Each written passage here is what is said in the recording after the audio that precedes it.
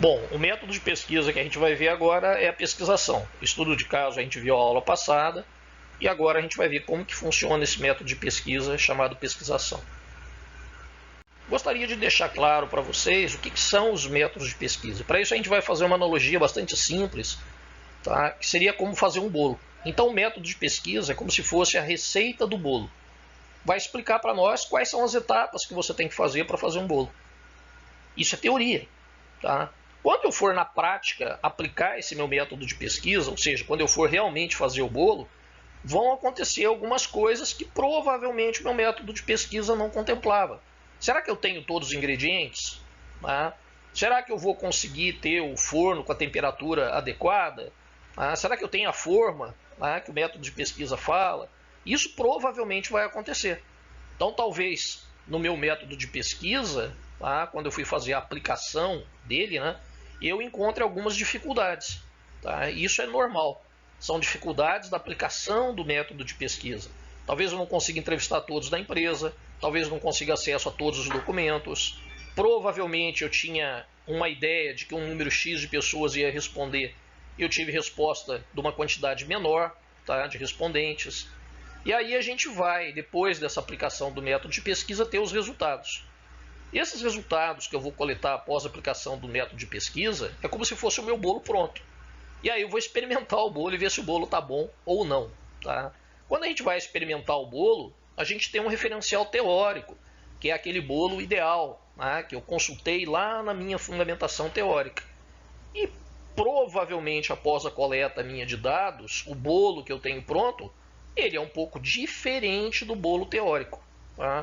Então eu vou ter dados que vão me mostrar evidências de coisas que são parecidas com a teoria e de coisas que são diferentes da teoria. Tá ok? Então o método de pesquisa, ele guia a nossa pesquisa. Quando a gente vai fazer a nossa pesquisa, isso pode acontecer de forma diferente. Os resultados que a gente vai ter dessa pesquisa que a gente fez utilizando esse método de pesquisa podem ser diferentes da fundamentação teórica que eu tive. Podem ser iguais em alguns pontos e diferentes em outros. É isso que vai levar a gente a obter novos conhecimentos. A pesquisação, então, como método de pesquisa, é uma participação ativa do pesquisador. Então, ou seja, o pesquisador ele intervém na organização. Ele vai ter uma participação ativa. Isso é diferente do estudo de caso. Enquanto no estudo de caso, o pesquisador estuda o caso, ele olha de fora do aquário e relata o que ele está vendo dentro do aquário, na pesquisação ele vai estar dentro do aquário. Ele vai estar propondo e fazendo intervenção na organização. E essa intervenção é resultado do problema que ele identificou nessa organização, no problema que essa organização tem, que é também um problema científico. Várias organizações de porte semelhante têm o mesmo problema. E aí o que acontece? Ele foi na teoria, encontrou possíveis soluções que a teoria indica e foi dentro da organização fazer uma aplicação disso. Então ele reuniu várias teorias e propôs uma sistemática de intervenção para resolver aquele problema. E ele vai participar dentro da organização da resolução daquele problema. E essa participação ela se dá de várias formas. Então ele foi na organização, olhou a teoria e encontrou um objeto que vale a pena ser pesquisado. Foi na teoria e através da teoria ele propôs uma solução para isso. Ele vai na organização, implementa essa solução, analisa os dados e propõe melhorias nessa sistemática que ele propôs de intervenção. Esse ciclo que ele rodou, a gente fala que é o primeiro ciclo de pesquisação. Ele pode ter outros ciclos de pesquisação, ele pode voltar na organização com aquela sistemática aperfeiçoada, aplicar de novo isso, coletar os dados, identificar novas oportunidades de melhoria, melhorar a sistemática dele. Isso vai caracterizar um segundo ciclo de pesquisação. E assim por diante, um terceiro, um quarto, um quinto. É muito comum a gente encontrar apenas um ciclo de pesquisação, apenas uma intervenção, por causa do tempo que leva para você fazer essa intervenção, coletar os dados e propor melhorias na sua sistemática. Gostaria de deixar claro aqui uma diferença grande da pesquisação e do estudo de caso. Uma coisa que acontece muito é que as pessoas que trabalham dentro das organizações, elas falam o seguinte: olha, eu já fiz uma intervenção na organização, eu já tenho melhorias. Então eu já tenho uma pesquisação pronta. Não, você não tem uma pesquisação pronta. Isso que você está relatando, de você ter feito ações dentro da organização, mudado uma sistemática, encontrado resultados, isso pode caracterizar um estudo de caso, tá? Onde você era um dos agentes que participou dessa mudança dentro da organização, ou dessas ações dentro da organização. Isso é um estudo de caso. Na pesquisação, o que teria que fazer? Você teria que identificar um problema da organização e, na teoria, encontrar na teoria soluções para aquele problema, estruturar isso, aplicar isso dentro da organização, coletar os dados e melhorar essa sistemática. Percebe aí que é bem diferente. Não é pegar algo que eu já fiz, mesmo que eu tenha usado teoria, usado bom senso, tá? Usado alguns conhecimentos que eu fui atrás, mas não de uma forma científica, e ter aplicado isso dentro da organização. Isso não caracteriza uma pesquisação. Tá? Isso caracteriza, sim, um estudo de caso. Pesquisação é quando eu identifico o problema, vou atrás de teorias, monto uma proposta, implemento essa proposta, vejo como essa proposta pode melhorar, aperfeiçoo essa proposta. Tá? Isso é um ciclo de pesquisação. Então, quais são as etapas básicas da pesquisação? Iniciar o projeto de pesquisação, definir uma estrutura conceitual, onde eu vou propor a minha solução, selecionar uma unidade de análise, implementar isso e coletar os dados, e definir um contexto e um propósito, tá? Onde eu vou fazer, na verdade, essa intervenção, coletar esses dados e ver o que essa sistemática trouxe de benefícios para essa organização e o que a sistemática pode ser aperfeiçoada. Tá? Vamos ver um exemplo aqui. O exemplo que eu coloquei para vocês é um exemplo com relação à norma ISO 9000. A norma teve uma revisão em 2015 e essa revisão que a norma passou em 2015 foi uma revisão bem interessante, porque a maior parte das organizações, se a gente olhar nesse gráfico, brasileiras, não tinham feito até junho de 2018 a transição da norma. Tá? Poucas organizações, praticamente 1/4 das organizações fizeram a transição da norma. A maior parte não fez. O que o pessoal alegou de dificuldade para fazer essa transição da norma? O que eles alegaram era que eles tinham dificuldades para atuar ou fazer uma mudança relacionado ao pensamento baseado em risco. Então, o pensamento baseado em risco, que foi uma coisa nova que a ISO 2015 trouxe, o pessoal não sabia como fazer isso nas organizações. Então, eu tenho aí um problema. As organizações precisam de fazer uma transição da norma. Essa transição exige o pensamento baseado em risco. Como que eu posso fazer o pensamento baseado em risco dentro dessas organizações? Ok? Então, aí, olha, vocês veem que a gente identificou um problema, é um problema científico e é um problema prático. Científico por quê? Porque não tem tanta teoria que fala a respeito de como que as organizações devam fazer isso. E prático, em qual sentido? Prático porque eu tenho um grupo grande de organizações que ainda não fizeram essa transição. Aí eu vou definir a minha estrutura conceitual teórica, ou seja, eu vou na literatura e ver o que a literatura já escreveu a respeito de pensamento baseado em risco. Eu vou pegar tudo que o pessoal escreveu e vou fazer uma proposição. Eu vou fazer uma sistemática, eu vou fazer uma proposta do que a organização deve fazer para implementar o pensamento baseado em risco nos seus sistemas de gestão da qualidade. Ok? Então aqui a gente tem um exemplo, tá, do que esse aluno fez na verdade. Ele foi em bases científicas na Scopus, no Web of Science, e foi procurar nessas bases o que existia a respeito de risco e ISO 9001. Foi as duas palavras-chave que ele encontrou. Tá? Ele excluiu algumas coisas que falavam a respeito de risco e ISO em projetos, na área de saúde, na área de software. Por quê? Porque ele queria fazer isso em empresas de manufatura.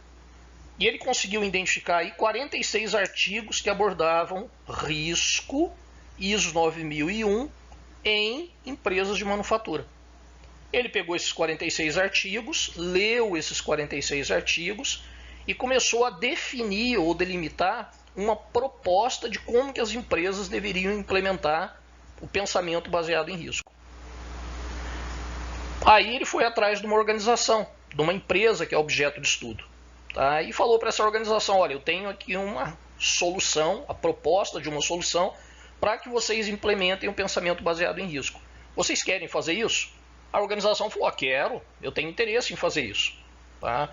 Bom, a partir do momento que a organização falou que tinha interesse em fazer isso, ele definiu como que ele iria aplicar isso dentro da empresa. Tá? Então, o que ele precisava de saber? Primeiro, a sistemática dele tinha que atender os requisitos da norma ISO 9000. Então, ele colocou aí todos os atributos, todos os itens da norma que falavam de pensamento baseado em risco. 4.4, 5.1, 6.1, 9.1, 9.3, 10.2. Tá? Então, eu tenho que atender esses itens da norma. Além disso, essa sistemática que eu estou propondo, eu quero que ela seja simples de ser implementada. Porque isso aí não pode valer só para empresas de grande porte. Eu gostaria que empresas de pequeno e médio porte que são certificadas conseguissem implementar essa sistemática. Então tem que ser uma sistemática de fácil compreensão e de fácil aplicação. Além disso, tem que ser uma sistemática viável para a empresa. Tá? Porque muitas empresas não têm condição de contratar um consultor externo ou de investir muito para fazer isso. Então, qual que seria a ideia da viabilidade? Ela traduziu a viabilidade em termos do atributo de recursos necessários. Quais os recursos que eu preciso para implementar a sua sistemática? E uma outra coisa importante também é a conectividade. Tá? O que é essa conectividade? É pegar essa sistemática que ela está propondo e isso ser incorporado ao sistema de informação que a empresa já possui. Tá? Isso não pode trazer coisas muito radicais para o sistema de informação da empresa. Bom, esses atributos ela precisa de verificar se a proposta dela atende esses atributos. Como que ela vai fazer isso? Ela vai fazer uma entrevista semi-estruturada, ela vai fazer uma observação participante, então ela, como está dentro da empresa fazendo a implementação da sistemática, ela está vendo as dificuldades que o pessoal está tendo, se esses itens estão sendo atendidos ou não, e ela também vai usar a análise documental. Eu gostaria de chamar a atenção aí, gente, que podem prestar atenção, ela está usando mais de uma fonte de coleta de dados. Isso é bastante importante, porque dá mais credibilidade aos nossos dados. Então, por exemplo, se eu pegar lá o item 9.3, análise crítica pela direção, ela está entrevistando o pessoal da direção, ela está observando como é que esse pessoal está fazendo a análise crítica, e ela está pegando um documento de análise crítica e analisando isso, para verificar as dificuldades ou os benefícios que essa sistemática dela está trazendo. Tá? Então percebe que quando eu uso mais de uma técnica de coleta de dados, isso me dá mais confiabilidade na hora que eu vou apresentar meu resultado. Porque eu passo a ter mais evidências para chegar a determinadas conclusões. Eu entrevistei as pessoas, eu participei do processo observando e eu analisei o documento. Então quando eu junto esses três dados e verifico o que esses dados estão me falando, eu posso tirar uma conclusão a respeito disso. Ok? Bom, depois ela vai definir o contexto e o propósito da pesquisa. Então ela montou o construto dela, que é a sistemática para gerenciamento de riscos. O objetivo, atender os requisitos da norma, ser simples, ser viável e ter conexão com o sistema de informação que a empresa já possui. Quais os atributos que ela vai identificar? Vocês viram isso lá na lâmina passada. E quem que são os especialistas que ela vai usar para isso? Tá? Como ela falou que ia fazer uma entrevista semi-estruturada, ela vai entrevistar quem? Então ela vai entrevistar pessoas internas da empresa e pessoas externas à empresa, no caso específico dela. Tá? Quem que são as pessoas internas? É a alta direção, que trabalha na área estratégica, são os gerentes de área, que trabalham na parte técnica, e o pessoal operacional, que são os encarregados. Então, às vezes, a compreensão do que ela está propondo pode ser muito boa para o pessoal estratégico, mas o pessoal operacional às vezes não entendeu. Tá? Pode ser muito interessante, talvez, a parte de alocação de recursos para o pessoal da alta direção. Mas para o pessoal operacional, eles acham que é muito difícil alocar recursos na sistemática que ela está propondo.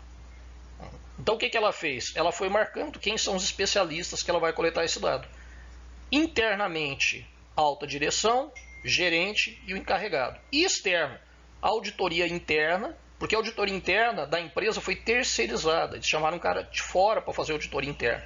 E o próprio auditor externo de certificação. No caso dela, ela definiu 4 ciclos de pesquisação. Então, no primeiro ciclo, ela vai estar ouvindo só o pessoal da empresa. No segundo ciclo, só o pessoal da empresa. No terceiro ciclo, o auditor interno. E no último ciclo, o auditor externo. Então percebe que a sistemática dela vai ser avaliada em 4 ciclos. No primeiro ciclo, ela propôs a sistemática, rodou essa sistemática dentro da empresa e viu o que tinha que melhorar. Melhorou.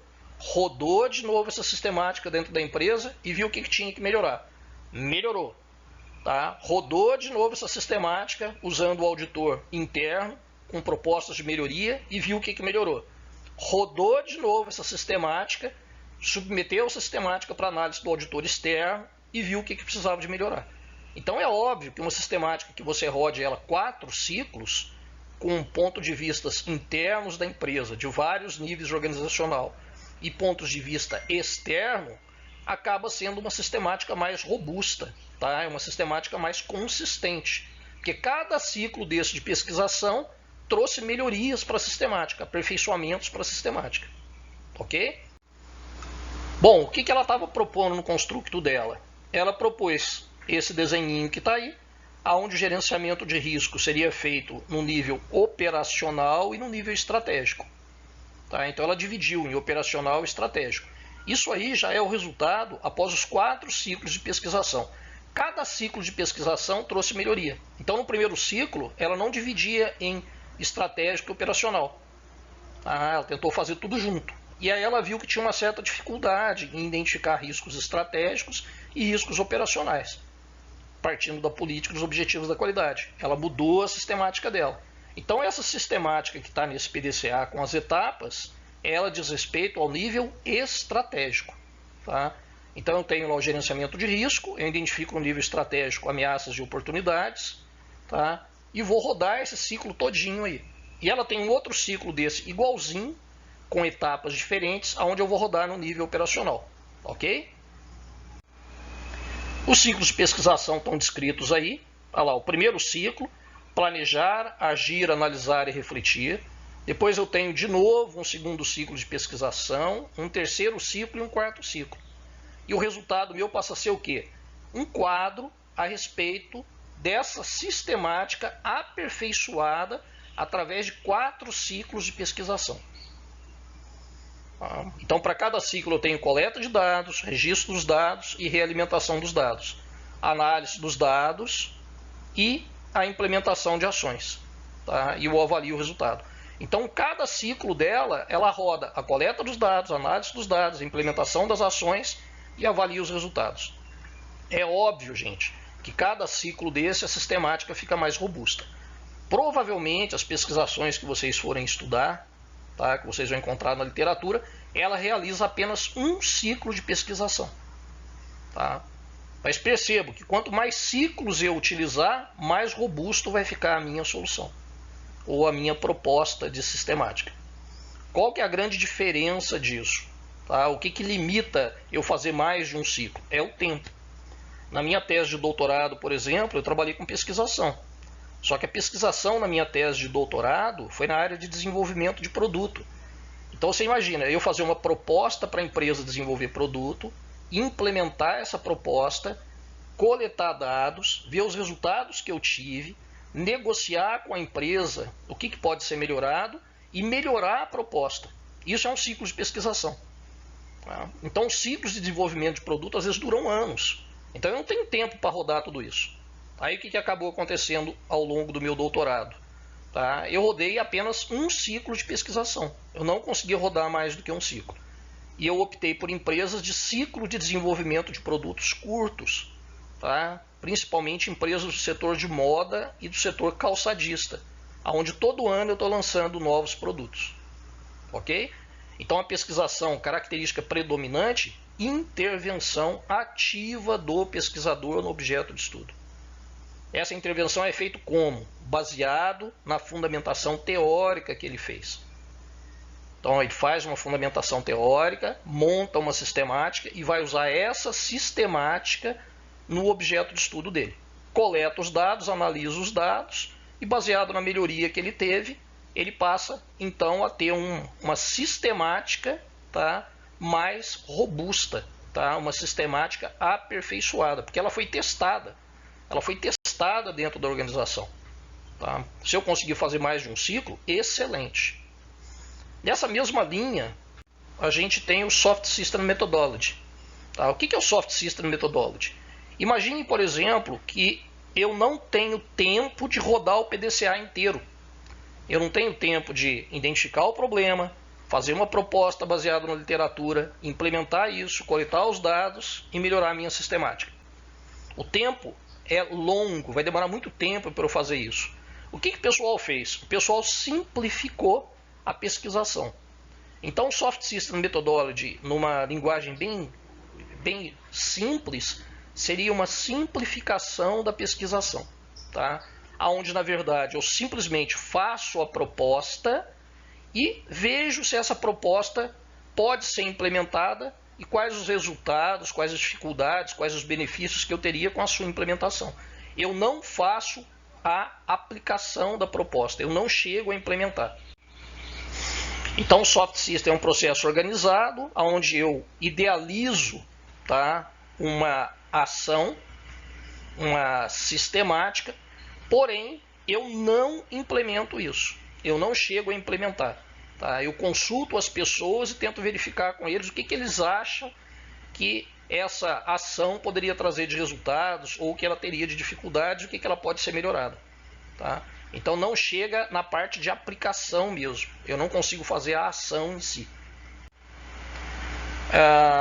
O Soft System ele tem essas etapas: explorar uma situação problemática, expressar a situação problemática, tá? Construir as definições sucintas de sistemas relevantes. Então é aqui que eu vou fazer a minha fundamentação teórica, eu vou propor ações, elaboro alguns modelos conceituais para implementar isso na empresa, comparo esse modelo com a realidade que a empresa tem, vou reunir quais são as mudanças que esse meu modelo está propondo, o que é possível, o que é desejável, quais as vantagens que eu posso ter, quais são as dificuldades, e vou sugerir as ações para implantar. Percebe que, pensando em termos de PDCA, eu fiquei só no P. Tá? Só fiz a proposta, não fui para frente. E o pessoal vai falar para mim: olha, eu acho que isso vai dar certo, eu acho que isso não vai. Olha, isso aqui é legal porque vai trazer esses e esses resultados. Isso aqui eu acho que a organização vai ter muita dificuldade para implementar por causa disso, disso e disso. Isso aqui eu acredito que você vai encontrar muita facilidade para implementar na organização. Tá? Então ele fica muito no mundo mais conceitual. Ok? Qual tarefa que eu vou deixar para vocês no SIGA? A tarefa que vai ficar para vocês é parecida com a que vocês fizeram no estudo de caso. Escolher uma dissertação de um programa de pós-graduação, tá? Profissional ou não. Identificar qual foi o método de pesquisa utilizado nesse programa de pós-graduação. E o método que interessa para nós agora é a pesquisação. Tá? Então eu tenho que achar uma dissertação que fez pesquisação. Fazer aquela análise crítica. Para isso a gente pode utilizar aquele roteiro que eu propus para vocês. Tá? Ele ajuda vocês, orienta vocês nessa análise crítica. O prazo para isso não vai ser o dia 26 de setembro. Tá? Eu já coloquei para vocês lá no SIGA. O prazo para vocês me entregarem isso ficou para outubro. Tá?